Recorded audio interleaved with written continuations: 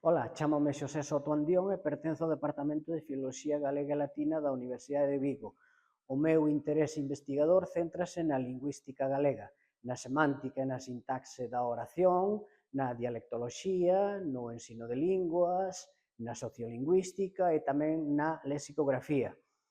Fixen cousas incluso sobre o galego exterior, neste sentido fun convidado a unha universidade de Hamburgo para falar sobre este tema,